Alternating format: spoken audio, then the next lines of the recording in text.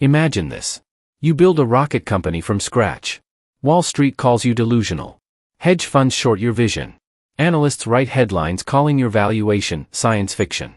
And then, on a single Friday morning, you become the most valuable company ever to go public in the history of financial markets. Not Amazon. Not Google. Not Saudi Aramco. SpaceX. And the same Wall Street that laughed just handed Elon Musk $75 billion in a single day. This isn't just a business story. This is about what happens when an entire industry bets against one man and loses. Stay with me, because what happened last Friday should change the way you think about money, risk, and who actually controls the future. And before we get to the numbers, I need to tell you the one detail that every major outlet completely missed. A small structural fact buried inside SpaceX's IPO filing. That reveals exactly why Wall Street got this so wrong. I'll get to it. But first, let's go back to the beginning. Act 1, the underdog story. Most people forget this, but SpaceX almost died 3 times before its first rocket reached orbit. In 2008, the same year the financial world was collapsing, Elon Musk was down to his last dollar. His personal fortune was gone. Tesla was on the edge of bankruptcy. And SpaceX had just watched its third rocket explode. 3 rockets. 3 failures.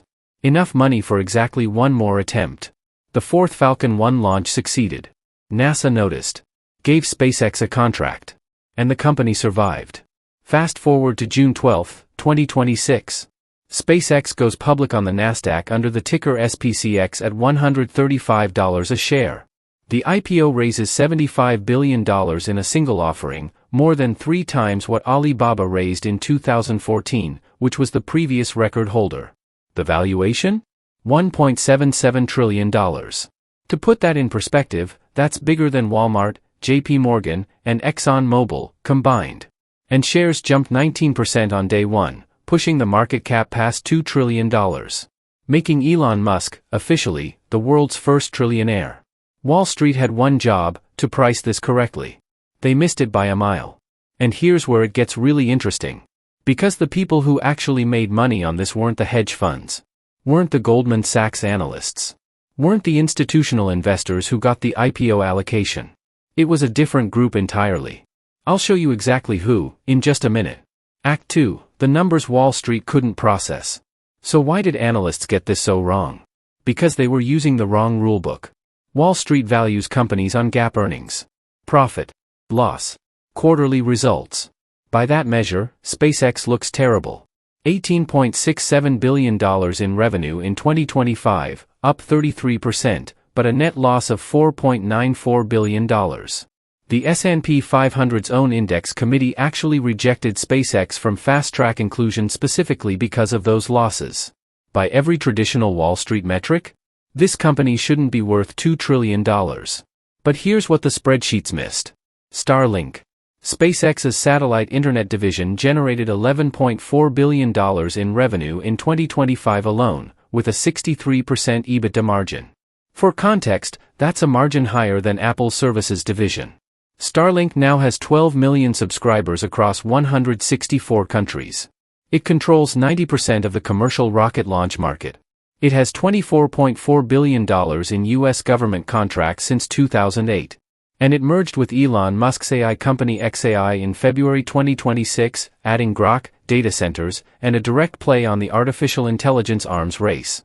Wall Street was looking at a rocket company. They missed the fact that SpaceX had quietly become a satellite telecom company, an AI company, and a government infrastructure provider, all at once. That's not a rocket. That's a platform. Remember that buried detail I mentioned at the start? Here it is. When SpaceX went public, only 4% of shares were made available in the float. 4%. That means the moment MSCI, the global index provider, started including SpaceX in its indexes the very next day after the IPO, every index fund in the world had to buy it. Automatically. No choice. Trillions of dollars in passive investing capital had to flow into SPCX, regardless of the valuation debate. That's not demand from believers. That's structural, mandatory buying pressure baked into the design of the offering. Wall Street built the trap. And then walked right into it. Act 3, who actually won? Now, remember when I said the real winners weren't hedge funds? Here's what happened. While institutional investors were debating whether SpaceX was overvalued at $1.77 trillion. Retail investors and early Starlink users had been watching this company for years. The people who had a Starlink dish on their roof. The farmers in rural Montana getting 200 megabit speeds for the first time. The sailors crossing the Pacific with real-time internet. They understood what this product meant at a human level, before the analysts ever opened a spreadsheet. And many of them, quietly, held shares through secondary markets and pre-IPO vehicles. When SpaceX popped 19% on day one, those people made life-changing money. Not because they had better data. Because they had better context. That's the lesson Wall Street keeps refusing to learn. Before I get to the final part of this, I need to ask you something. Do you think SpaceX at $2 trillion is a bargain, or a bubble? Drop your answer in the comments right now, just say bargain or bubble. Because the argument for both sides is actually really compelling. And I read every single comment. Let's see where this community stands. Act 4, the bigger picture. Here's what this SpaceX IPO actually signals, and this is the part most financial media won't say out loud. We are entering a new era of company building. The old model was, build, scale, go public within 7 to 10 years. SpaceX took 24 years to go public. 24 years of staying private. Of not having to answer to quarterly earnings calls. Of being able to burn money on a vision that looked insane to outsiders. Starship. Starlink. Reusable rockets. Mars missions. None of that happens if SpaceX had gone public in 2008. Because public markets would have forced short-term thinking. And the result? A company so dominant by the time it listed that it rewrote the record books on day one. Now here's the open question. OpenAI and Anthropic are both quietly filing for IPOs right now. Both of them are watching SpaceX. Both of them are thinking, what if we wait? What if the next generation of transformational companies stays private even longer? Builds bigger. Burns harder. And then goes public when they're so dominant that the market has no choice but to bow? SpaceX didn't just make Elon Musk a trillionaire. It gave every founder on Earth a new playbook. So let's come back to where we started. Wall Street called SpaceX delusional. They said the valuation was science fiction. They said no rational investor should pay 94 times revenue for a company losing billions. And then on a single Friday, the market said, we don't care what the models say. We believe in the vision. And they wrote a check for $75 billion to prove it.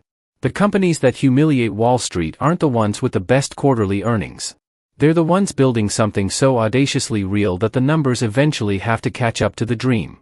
SpaceX just proved that. And the question you need to sit with is this. What are you building that Wall Street would call delusional today? If this video made you think differently about markets, money, or what's actually happening in tech right now, hit the like button. It genuinely helps this channel more than you'd think. Subscribe if you're not already. I cover stories like this every single week.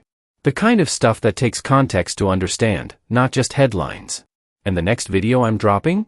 It's about the one company Wall Street is currently underestimating, the same way they underestimated SpaceX in 2015.